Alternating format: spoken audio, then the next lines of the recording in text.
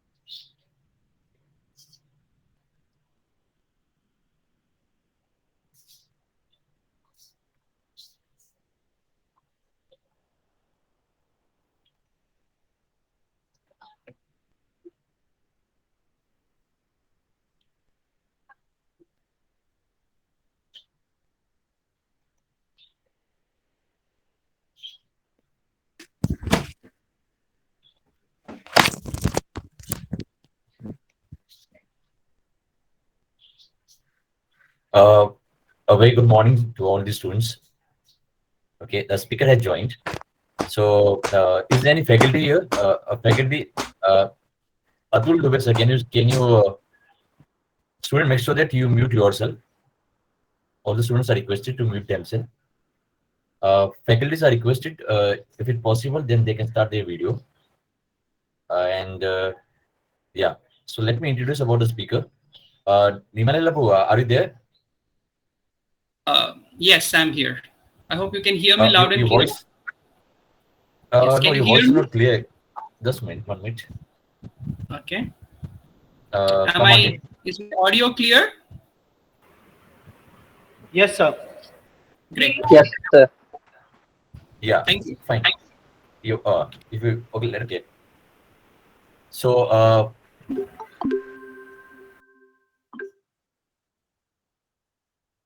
fine. I can hear you now. So sir, I think many faculty have joined and some of the head of department also joined of our college. So let me introduce about the speaker today.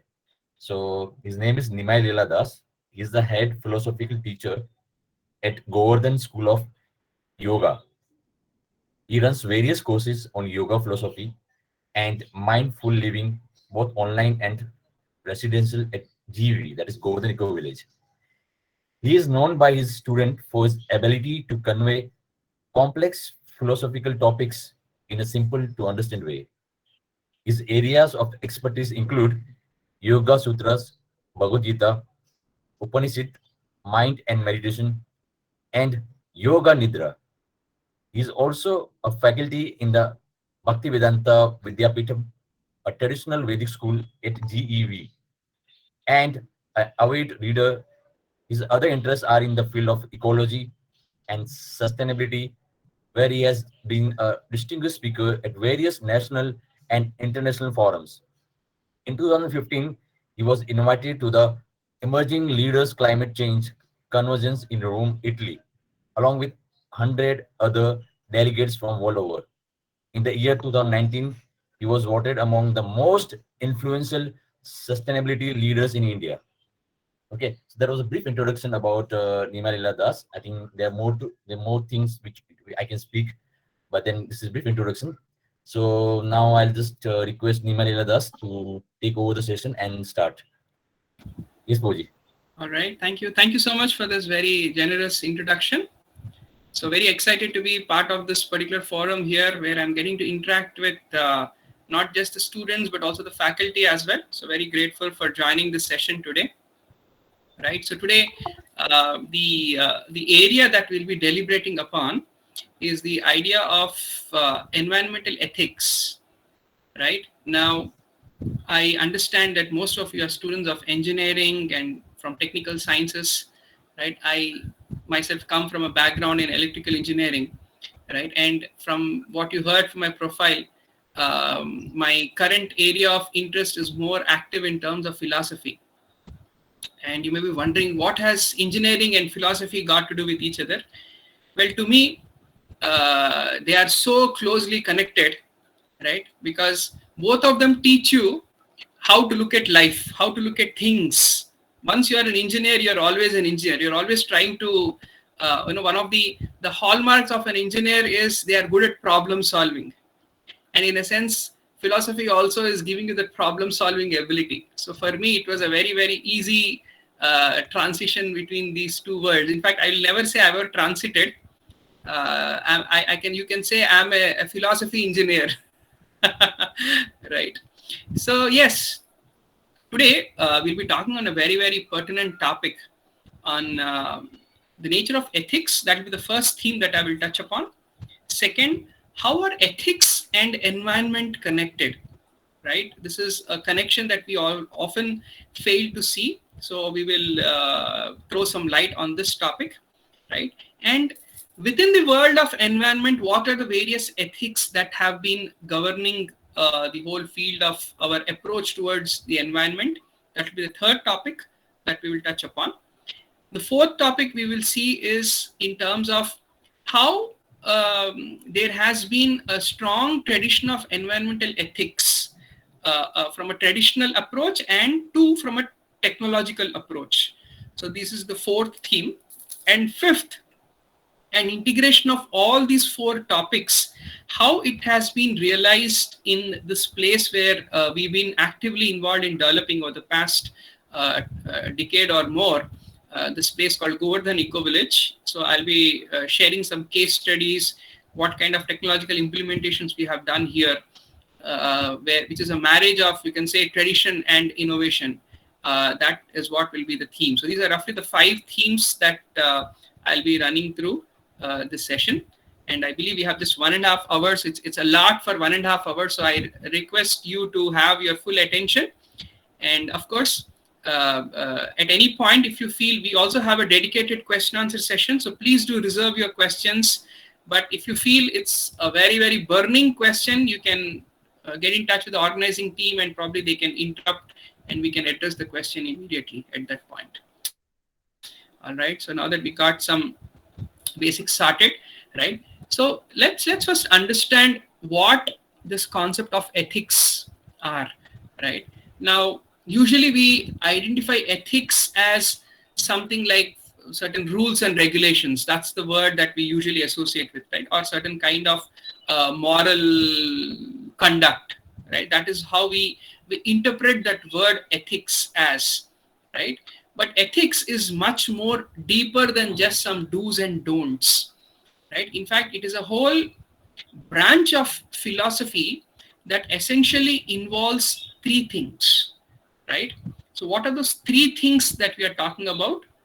First, it involves systematizing our behavior, right? Because we all have randomness, our own variety in terms of how we respond to situations, what we consider right and what we consider wrong. So what ethics does, it helps in systematizing our behavior. The second thing that ethics help in achieving is, in after having systematized it, on what basis did we systematize this behavior? You know, it gives us the ability to justify, ability to stand by our systems, defend the rationale on whose basis these moral policies or this moral philosophy has been framed upon. So systematizing, defending, and 3, it also helps in guiding, it also helps in recommending the concepts of right and wrong. Those who are beyond that system, it helps in actually recommending them this way of thinking and responding, right? Or in short, what ethics are, the word ethics, it comes from the Greek word ethikos or ethos. Ethos literally means something that is connected to one's own inner being, one's own character, right? So, believe it or not, at every point in our life, we are actually depending on these ethics, whether they are subtle or very visible, but we actually do rely on our ethics at every moment, right? Like, for example, I'll give you a practical case study, right? So imagine if there is a very helpless, innocent person, right? Uh, who's being troubled by someone else. It is very natural that there is an inner thought that comes where you want to go and defend that person. On what basis did we take that decision? Somewhere our ethics say that the weak must be protected, right? So you see, it has come, it literally is the default framework of our thought process and responses to life situations. So whether you know it or not, whether you are comprehending it or not, but ethics do play a very important role in our life. Literally at every step we are living, we are taking decisions based on our ethics. So that is why ethics, understanding our ethics and having a clarity in terms of what our ethics are so very important. If you are not clear with your ethics, then you will not be clear with your life goals. If you are not very clear with your life goals, then you will always be in a state of ambiguity. Should I do this or should I do that? So you see how important ethics are. They actually give you that clarity of thought and intelligence, right? Now, let's now ask this question: where did these ethics come in the first place? What has been the basis of these ethics? Believe it or not, this physical environment, nature, has been one of the strong influencing factors in shaping human ethics across the many generations, right? If you were to take a very anthropological view of human ethics, right? Evolutionary anthropologists, they explain that how a lot of our modern human behavior and ethics is very strongly biased and based on our interactions with nature, right? If you look, if you know the history of modern man according to anthropology, it explains how previously we humans were like a nomadic culture. We didn't have organized family structures, we didn't have social structures, community structures, national structures, right? We were an extremely nomadic culture. And from a nomadic culture, we all of a sudden transited into a very organized culture, right? What brought about that change in the human civilization? That change was brought about by our discovery of farming.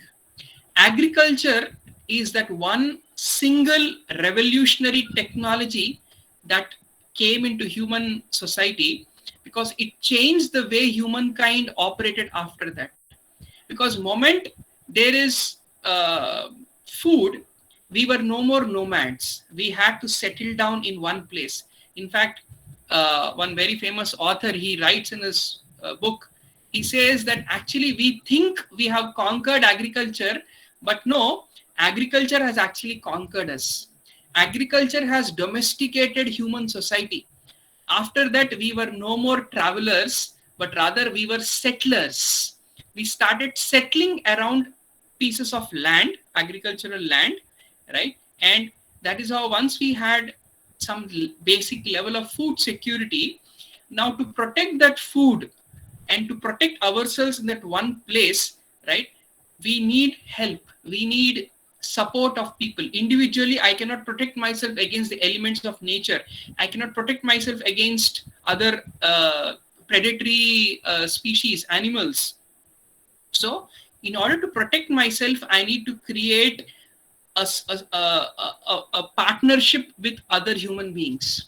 And that is where social structures started forming. Because when there's an element of partnership, there is an ethic of trust. You trust that if I am protecting this person today, that person is going to protect me tomorrow.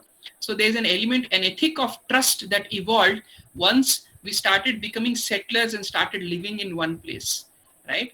And so much so that once you started settling in one place, there was also the need to expand our race, expand our species. So naturally, family structures started coming to existence, right? So if you and as human beings from a nomadic culture, it started becoming a more structured, a more organized, cohabited species. Then slowly they realize that whatever we are producing in one place is good, but sometimes there's also scarcity, right? Whereas in a distant location, the settlers in that location perhaps were surplus with their produce. So then there was the concept of trade which came into being. So all of a sudden trade and economics started developing. So you see, slowly, all these structures that we identify with a modern human inhabitation started evolving, all because of our interactions with nature, to protect ourselves from nature and to flourish in this kind of a natural habitat, right? So, and so much so that this instinctual behavior, what we call as instinct today, is something that has been coded into our genetic makeup, and it has passed and has descended down to us across generations.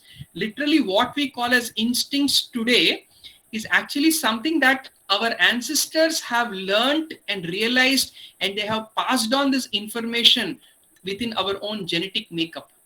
So do not undermine this instinctual understanding of ethics to be something ordinary, but rather understand it is generations of wisdom which has descended down to us in the form of our genetic makeup, right? So this is more from an anthropological view. Even from a traditional view, it is explained, if you look at it from a religion and a spirituality point of view, especially the Vedic tradition, it has always been a very strong nature-centric tradition, even within the Vedic philosophy itself. For example, there is a whole branch of Vedic philosophy called as Samkhya philosophy. Samkhya philosophy, it divides this physical reality into two ultimate truths. First is called as Prakriti. Prakriti means this nature, right? And two, which is called as Purusha, which is that consciousness. And it is this interplay between the consciousness and nature which leads to what is called as an ethic called as dharma. Now, most of us have heard this term called dharma, or we might even use this term maybe in our own local languages. This word dharma is used. Oftentimes, this dharma is translated to be like duty, responsibility, religion, etc., right? But dharma is actually much beyond it. Dharma, the best way to describe it would be the innate characteristic of a substance or a being is called dharma. Like how the dharma of sugar is to be sweet. If I give you any other white looking crystalline substance, and if it does not taste sweet, you will not call it sugar. You will call it something else. By default, sweet crystalline substance means sugar. Otherwise, it is not sugar. Right? So we are so clear about this definition. So dharma is that some defining characteristic of an object which does not change. right? It's very interesting to know that such similar thought process was also there in the Greco-Roman philosophy. You know, the Aristotle uses the term called as the substanceness, right? Like when you look at, for example, a four-legged structure with a flat top on it, will you get confused between a chair and a table? No, because when you look at it, by default, you know that this is a chair and this is a table. There is a chairness and there is a tableness which you cannot remove out of it. So there is this inherent defining characteristic of a substance which defines that substance, and that is what in the Vedic terminology is called as dharma, right? So this concept of dharma, it helps in ensuring this ethic of dharma helps in maintaining a balance even in this physical ecosystem. And it's amazing to see how these practices were so strongly ingrained in our own day-to-day practices. Like if you look at a typical Indian householder, a typical Indian housewife, the first thing that she would do is wake up in the morning, go wash the outside of her house, right? Depending on where she is living, right? And at least during festivals, there's this culture of putting rangoli outside their house and not using these chemical substances. But traditionally, it used to be this white powder made from rice powder, rice grains pound into a powder format. Why? Because that is their dharma towards all the insects and ants. They would come and eat it. Instead of entering into the house, they would just come there, take the rice grains, and they would go away.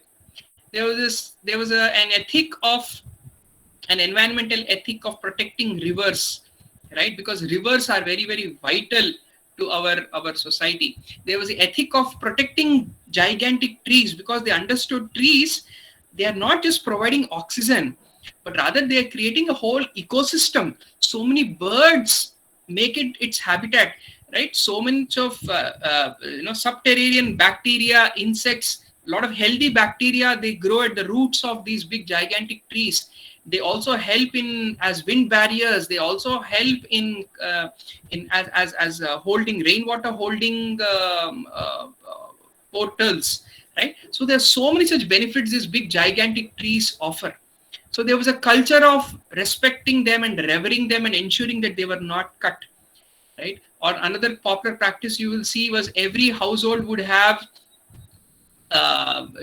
worship of tulsi plant, for example, right? Because tulsi, we understand it's a very, very powerful immunity booster and helps in detoxifying the body and helps in curing some common ailments, right? So there was a respect to a form of medicine, right? And so on, so many, we can keep going on and on about these practices, right? But the principle is that this ethic of dharma has defined our interaction with the environment, right? And this ethic is unfortunately slowly being diminished because our society is slowly moving away from these ethics, and it is very strongly reflecting in our own interaction, not just with among people, but more so with the outermost layer of our existence, which is this physical nature. In fact, believe it or not, the environmental problem today is actually a moral and ethical problem. It is not exactly a technological problem or a emissions problem or a political problem or a sociological problem, but actually it is an ethical problem, right? If you look at the way our interaction with nature has degraded across the generations, right? Previously, in the prehistoric times or in the historic times, you can say that there was a sense of reverence towards nature. Nature was seen as something divine. Even in many modern traditions also, like in the Greek tradition, nature or Mother Earth or Earth was called as a goddess Earth. Terra was her name. Or in South African or in African traditions, you can have there's a name called Gaia, Gaia, Gaia, for this earth being like this being divine goddess. Even in Vedic tradition also, you have this culture of referring to as Bhu Devi. A Devi means a revered person. Gradually that ethic degraded, or you could say it came down from a revered divine being to a more connected and a relationship which involves entitlement, which is by looking at the earth and nature as a mother. That's why I refer as Mother Nature, Mother Earth, Bhu Mata, and so on. So in the relationship with the mother is an entitlement. Mother is going to give me something. So there was some expectation, entitlement, which came into our ethics. Gradually from that, as our understanding of nature and our understanding of science and technology has improved, slowly we started seeing nature as our partner, like a wife, where, I know how I can get some things, I can get some enjoyment out of it, right? And that is where we started. Slowly that enjoyment mentality turned into an exploitative mentality, where today literally nature is not even given that respect as a wife, literally seen like a prostitute which can be exploited at random. Today we are randomly, indiscriminately dumping chemicals on earth, trying to arm twist her and extract grains out of it. Today we are rampantly mining left, right and center and extracting minerals out of earth. We are drilling holes left, right and center. Now even in the oceans, there is offshore mining also going on, and we are literally looting the earth out of its precious petroleum and other fossil fuels, right? So literally the whole ethics has degraded, right? And so much so that the United Nations Environment Program, having realized over the past many decades, the environmental UNEP has been working very closely with political leaders and economic leaders and social influencers. They have changed their approach from people of power to people of faith. Today, UNEP is very strongly working with faith organizations, understanding that the environmental issue is no more a political or a social issue or an economical issue, but rather it is an ethical issue. And the only group in the society which actually deals with ethics are these faith-based organizations, are these spiritual organizations. So UNEP is very closely working with spiritual organizations. You'll be happy to know that here at Govardhan Eco Village, we are one of the very strong partners with UNEP in their Asia operations, right? And recently we also conducted a very powerful campaign called as the Plastic Tide Turners Challenge, where thousands of youth all over India were part of this program, and we were working on addressing the issue of the plastic crisis. So we can see that even at a international, at global levels also, there's a very strong push coming towards ethics as a solution towards these environmental problems, right? So having discussed this problem, let's analyze this more in terms of, so okay, if ethics are shaping my perspective towards the environment, what are the prominent perspectives that we carry, right? What are the different worldviews that we carry? What are the perspectives that we carry, right? So one very, very popular perspective which this environmental ethics talks about is called as anthropocentrism. Anthropos means human beings and centrism means being the center, right? So anthropocentrism suggests that we human beings are the most important people and we have a right to exploit everyone. We are on the top of the species chain. We are the top of the food chain, right? So that is a very, very strong human-centric perspective, right? Now, a slightly extended version, it may sound very egoistic and exploitative, a slightly more rationalized or a rationally justified anthropocentric worldview is what is called as psychocentric worldview or psychocentrism. Psychocentrism, it says that, we human beings are the most intelligent beings. So naturally, the whole environment belongs to us. So using our intelligence, we are justifying that we have a right to exploit everybody else. Then there's a third perspective called as resourcism. Resourcism says that nature is one big valuable resource and its value has to be exploited. If you don't exploit it, then you are not utilizing the resource for a resource, right? So this is again a very, very materialistic worldview which has come, right? And likewise, there is something called as humanism and speciesism. We'll not go into that. On the contrary, while these first three of them which I mentioned, what are they again? Anthropocentric worldview, psychocentrism, and resourcism. So anthropocentrism, psychocentrism, and resourcism, while they are more detrimental to the environmental cause, that which are supporting, that which are favoring is called as biocentrism. Biocentrism or ecocentrism basically focuses on how we humans are part of this bigger biosphere, of this bigger ecosphere. We are one among the varieties of forms of life, and we need to work in harmony with that.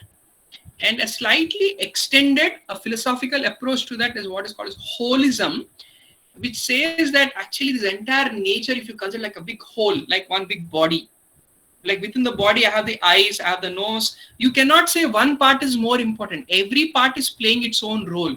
So if the entire nature is seen as one gigantic body, then we humans are also playing one important role along with other species who are also playing their own important roles, right? And a third level of this kind of a pro-ecological worldview is called as theocentrism. Theos literally means the divine God. So theocentrism says that how there is a higher being, a divine being, a godly being who is the center of this existence, right? And all forms of life need to live in harmony with this central divine being. And within that, this concept of eco-stewardship comes in, where we are trying to utilize these resources in service of the divine, and we start seeing everything in connection with the divine and start serving. So there's a very strong connotation of service and stewardship which is associated with this theocentric worldview, right?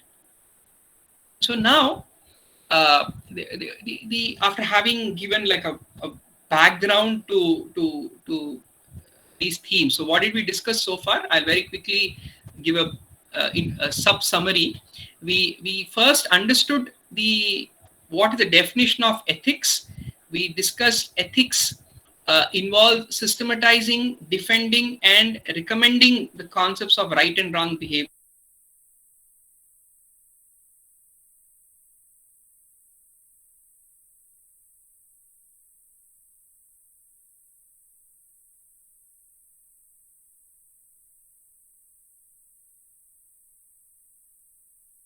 And this physical environment, nature has shaped our ethics. Then we understood further that how the ecological issues today are more of an ethical issue, and how globally there's this shift from a political, social changes to an ethical changes at UNEP and at such global bodies. And then we saw the different kinds of environmental worldviews, from anthropocentrism to psychocentrism, resourcism, biocentrism, holism, and theocentrism. Now we are going to address a very, very important and a very practical question. We've been talking about ethics and environment, but why exactly is this environmental degradation taking place? It is to create resources, it is to create development. So this $1 million question that everybody has in their mind is, can ethics and development go hand in hand? Because they both can. Ecological sustainability and economical development, can they go in hand? Do we have any case studies which actually support this, whether it be traditional or modern? Do we have some kind of case study for that, right? So this also, I will give you the solution at two levels. First, I will give you a very social centric approach, right? Within our own Vedic tradition, when we are looking at the environment, right? Like for example, forestry. How did the traditional Indians approach towards forestry? Would they cut forests, or would they actually, just forbid any kind of activity in forest? Definitely forests were being cut. If the wood was not being cut, how do you think all those ancient buildings were made? Even today you see, some of these forts, they have these wooden beams. Right? Temples, they have these wooden beams. From the ancient buildings, they still have those wooden beams. So, or trade would happen across seaways, and the ships were built through wood. So definitely wood was being cut, which means forests were being cut. So what was their approach towards environmental protection in vis-a-vis economical development? So traditionally, they realized that we need to balance this. So how would they balance this? They would segregate forests into three types. Excuse me. So there was this one category of forests which are called as Shri Vanas. Shri means prosperity. So you can call them as forests of wealth. So what are the forests of wealth? These were the designated forests which were reserved for chopping down for all kinds of economical developmental activities. Then there was another set of forests. While economic development was there, the human development was also very important. These were called as Tapovanas. Tapovanas were the places where people would go in self-exploration. They would go there for meditation and all these kind of spiritual practices, right? Today you can call them as these retreats and all ashrams, etc., etc. They are kind of these modernized version of these Tapovanas, right? And then there was a third category of forest called as Mahavans, or sacred groves. These are like reserved forests where people were never allowed to enter. And this culture you will see is still there in some country, some state. Like if you go to Uttarakhand, there are still many forests where humans are not allowed to step in, because they have a tradition that this is the place where the devas descend and etc., etc., right? But the idea is that they were reserved forests, and only animals, a whole ecosystem is what that would flourish there, but humans would never intervene there. So you see how beautifully a balanced approach was given in the form of this forests of wealth, forests of internal growth, and forests, reserved forests or sacred groves, right? Likewise, even when it comes to protecting water bodies, there were a lot of such social ethics that went in, like just the culture of worshipping rivers forbade people from, doing any kinds of detrimental activities with respect to rivers. Another example which I often quote, if you see, many villages still have this tradition, or even in many modern places also, when they would go, every village in the traditional times, they would have a place of pilgrimage, a temple or something like that, and along with the temple they would have a big water reservoir, a kund, that's what they would call it, right? In South India they would call it a kovil or a kund. What exactly are these kunds or these water ponds? They would act as rainwater buffers, right? When there were excess rains, the water would be collected in those ponds. And two, when there's a water shortage, people would actually take water from these ponds for their irrigation and all other uses.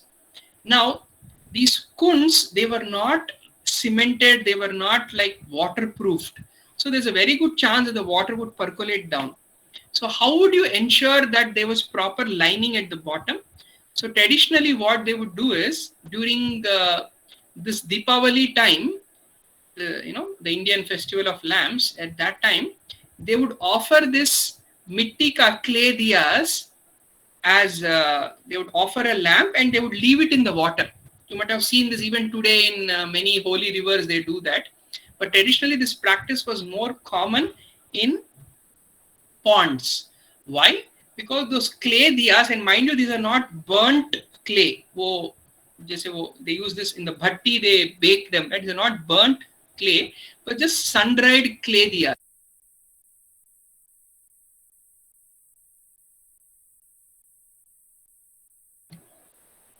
Okay. So these clay diyas, when they would be offered, so naturally what would happen is that after the lamp would extinguish, that particular diya would go at the bottom of the pond, and it would become like a strong clay protective layer, so the water does not percolate down, and it's like a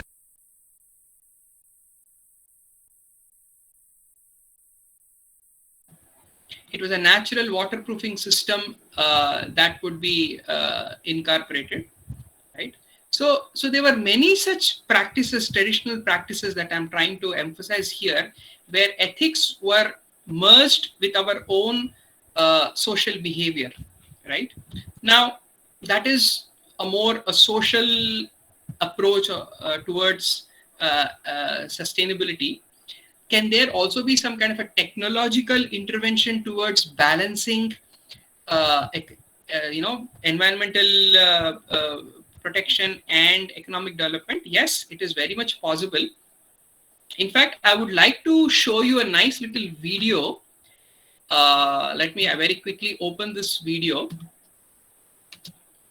This is a concept called as cradle to cradle. It is a concept introduced by one Michael Braungart, where he has created a system of balancing how to protect the environment, but at the same time meet our growing ecological, economical demands and resource demands.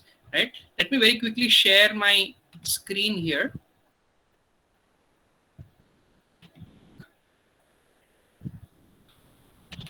Okay. All right. Yeah. I'm going to play this video. Please have a look.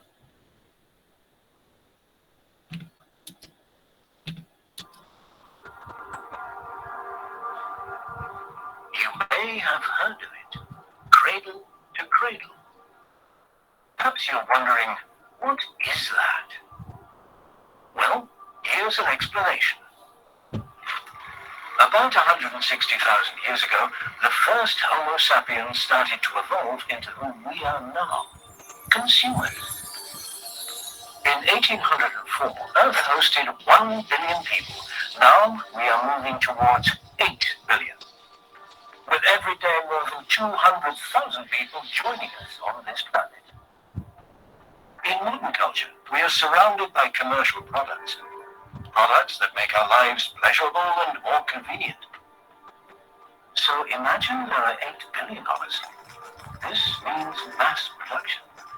Being able to produce all these products means we need resources, and lots of them. But there's a problem. During all these years, we've kept on using resources, but using without thinking of reusing has led to this potential problem. The time will come that there will be a resource scarcity sooner than most of us realize. And the other problem is waste. Most companies are still working with a take, make, waste industrial system. Carefully designed products are thrown away quicker than before. There's a clear need to react to these problems. Luckily, they are getting more and more attention from both companies and consumers. 2 strategies can be indicated. Firstly, the strategy to minimize, use fewer materials, use less energy because of more energy-efficient technologies, and with that reduce the carbon footprint. But this still only postpones the moment resources will be exhausted, and despite reductions, with an increasing world population, volumes keep growing. You could say this current approach is known as reuse, reduce, and recycle. And though this is a good start, it is only being less bad. Let me introduce strategy 2. Rethink the way we make things and use materials efficiently. This is not about being less bad, but about becoming 100% good by improving quality. We can start working from a vision where waste equals food. This is what Michael Braungart and William McDonough have developed and named Cradle to Cradle. So while a good start is to reduce the consumption of materials and stimulate recycling and minimize the amount of energy used in a product life cycle, Cradle to Cradle is about keeping all materials in continuous cycles, stimulating the use of renewable energy only, and celebrating diversity. This requires a different design approach. The design of a product is optimized for its functionality, beauty, and quality to fulfill the need of the customer. But in addition, the design is thought through on how to disassemble it and how the used materials are valuable to nature or as resources for the production of new products.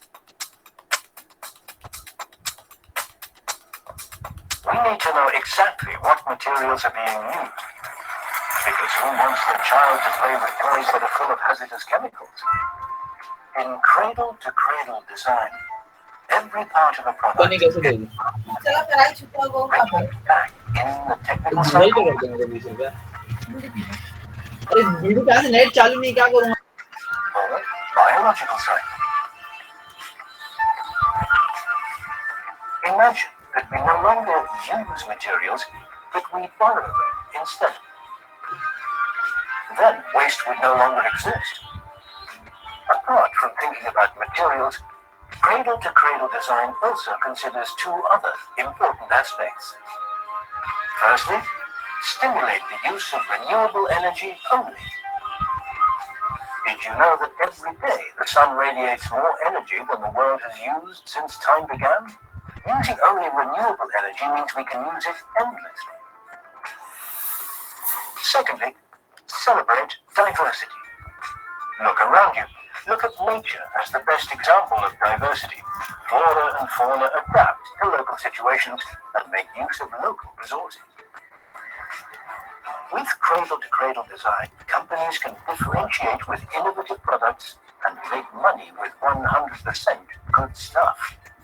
Designed for its functionality, beauty, and quality. Also, they will profit from cost savings and added value. Who benefits? You.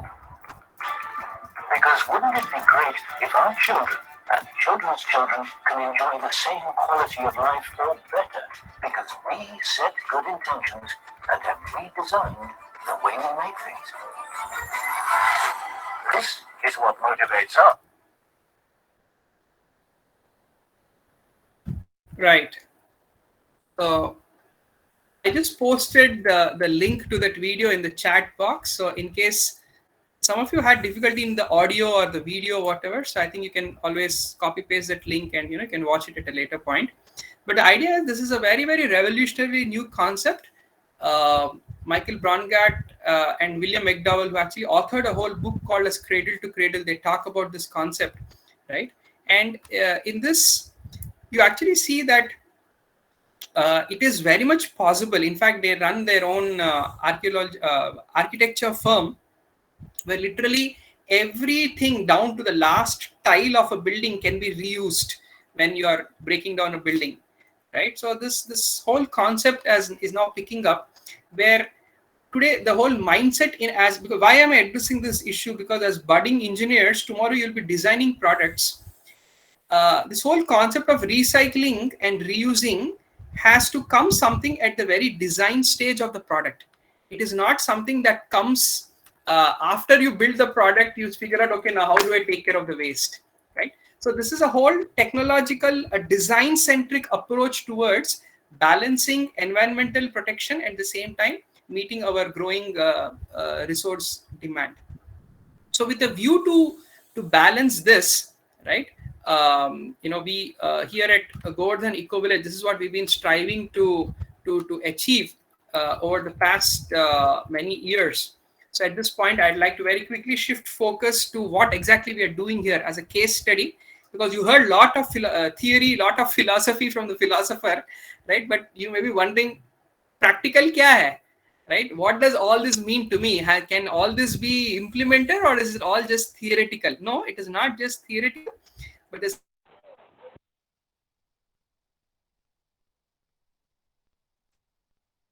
maybe a presentation on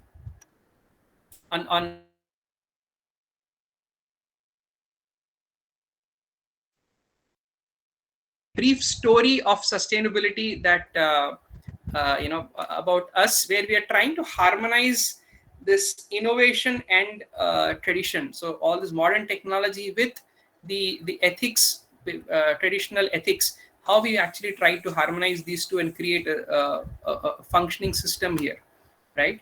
So this is where we are in the Wada Taluka, very close to Mumbai actually. About 2 hours drive from Mumbai, or an hour and a half, depending on where you are, right? So the whole idea is we started in the year 2003 with the intention of creating a community which highlights the need to live in harmony with ourselves, with nature and the sacred, right? So what started as 5 humans and 8 animals, today we are a whole thriving community of 250 plus people and 100 plus animals, right? The reason why I'm involving animals is because I'm trying to showcase that how they are very much part of our community. This is the whole ethic of ecocentrism that we are trying to showcase here, right?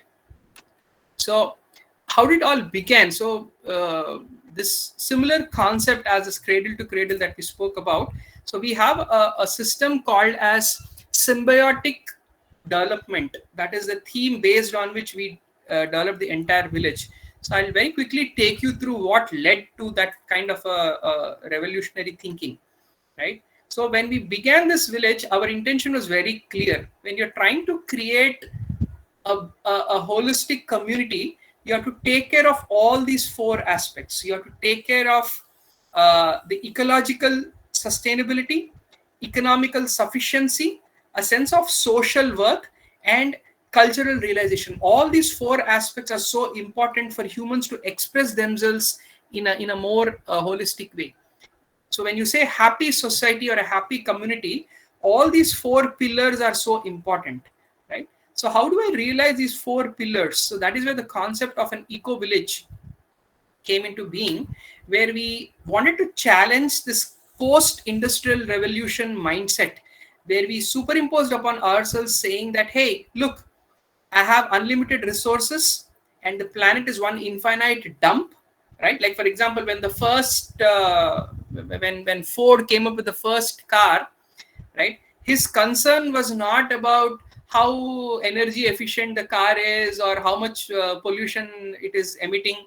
If that car moves, that itself was a success, right? Unfortunately, that same parameters or the design premise, as we may say, has carried forward even today, when we no more have infinite resources and we can no more see the planet as an infinite sink for all these pollutants, right? So this attitude is literally causing us to eat away our own planet. As you can see here, this gentleman here is eating this planet, right? But then that very planet is his savior, it's his boat, otherwise he's going to drown.